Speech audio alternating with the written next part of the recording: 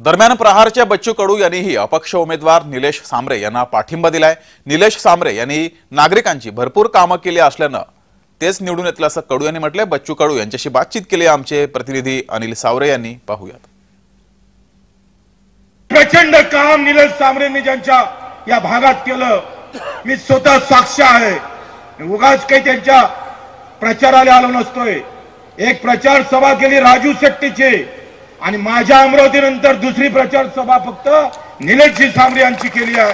आणि म्हणून आपल्या सर्वांना विनंती करेल का निलेशजी सांबरे जे 20 तारखेला होणार तुमचं आमचं जे काही मतदान असेल, लोकशाहीच्या माध्यमातून ही चळवळ आम्हाला उभी कशी करता येईल। आम्ही पाहतोय 10 आंदोलनाची ताकद एका मतदानात आहे आणि ते मतदान ज्या दिवशी कामावर, हुद्द्यावर, मुद्द्यावर होईल त्या दिवशी चित्र बदललेलं असेल।